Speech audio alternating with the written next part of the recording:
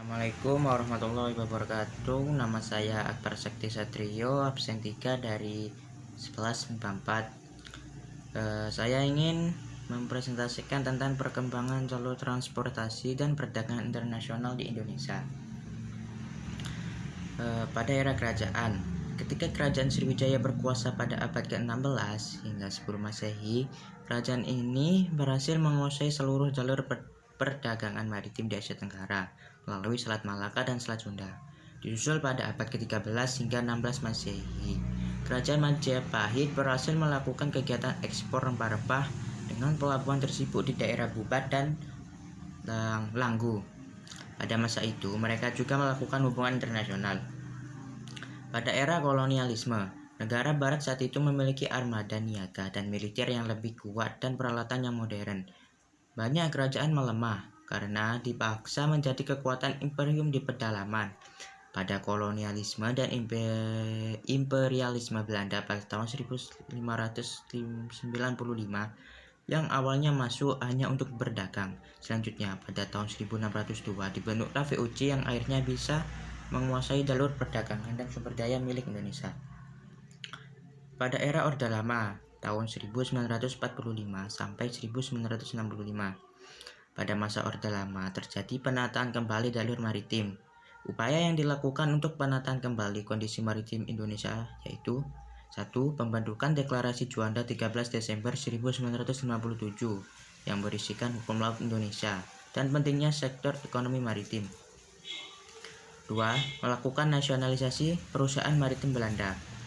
Pada era Orde Baru tahun 1966 sampai 1998. Pada masa ini terjadi peralihan pembangunan dari sektor maritim ke sektor darat. Akibat peralihan pembangunan yang dilakukan pada masa ini, maka terjadi kemunduran kembali pada sektor maritim. Pada masa reformasi tahun 1998 sampai sekarang. Pada masa ini mulai dibangkitkan kembali sektor maritim di Indonesia karena wilayah Indonesia yang berada pada jalur transportasi perdagangan dunia. Pada era Presiden B.J. Habibie, Indonesia melakukan deklarasi Bunaken. Pada era Presiden Abdurrahman Wahid, mendirikan Departemen Eksplorasi Laut. Pada era Presiden Megawati Soekarno Putri, mengadakan deklarasi maritim Seruan Sunda Kelapa. Pada era Presiden Susilo Bambang Yudhoyono mengadakan konferensi laut dunia. Pada era Joko Widodo menjadikan Indonesia sebagai poros maritim dunia. 1. Apa yang kamu ketahui tentang tol laut dan jelaskan pula bahwa tol laut bisa mewujudkan Indonesia sebagai poros maritim dunia. Tol laut merupakan suatu bentuk konektivitas laut melalui kapal-kapal besar dari wilayah Indonesia bagian barat menuju Indonesia bagian timur dan sebaliknya secara teratur, rencana, dan kontinu atau berkelanjutan. Pembangunan tol laut salah satunya untuk mengurangi disparitas harga antara Indonesia, kawasan barat dan timur. Melalui program tol laut ini berharap terjadi suatu keseimbangan di barat maupun timur agar penduduk di Indonesia Timur semakin sejahtera. Menurut Anda, langkah apa sajakah yang bisa dilakukan supaya Indonesia menjadi poros maritim dunia? 1. Pembangunan proses maritim dari aspek infrastruktur, politik, sosial, budaya, hukum keamanan, dan ekonomi. 2. Penegakan kedaulatan wilayah laut NKRI. 3. Revitalisasi sektor-sektor ekonomi kelautan. 4. Pengembangan dan penguatan konektivitas maritim. 3. Jelaskan potensi sumber daya kelautan Indonesia dan bagaimana cara mengelola sumber daya kelautan itu. Potensi sumber daya kelautan yang terdapat di Indonesia adalah 1. Lokasi geografis Indonesia yang strategis. 2.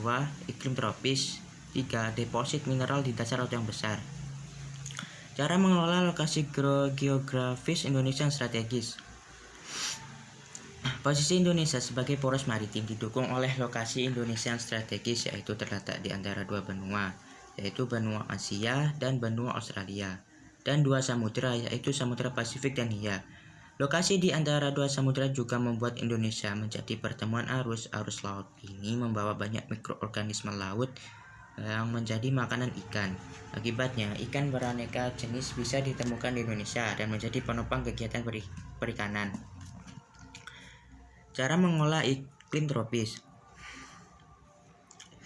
Posisi Indonesia di garis khatulistiwa membuat Indonesia menjadi wilayah beriklim tropis. Dengan kondisi iklim ini, perairan Indonesia kaya akan plankton dan mikroorganisme laut lainnya. Hal ini membuat banyak ikan yang tinggal di wilayah Indonesia. Kondisi ini juga memungkinkan tumbuhnya terumbu karang yang merupakan pusat berkembang biak ikan. Cara mengolah deposit mineral dan di dasar laut yang besar. Deposit mineral di dasar laut yang besar. Cara mengolahnya, di bawah laut juga terdapat berbagai cadangan mineral, terutama cadangan minyak dan gas bumi. Dengan menggunakan kilang minyak lepas pantai, cadangan ini dapat ditambang untuk menghasilkan produk yang sangat berharga. Sekian dari saya. Wassalamualaikum warahmatullahi wabarakatuh.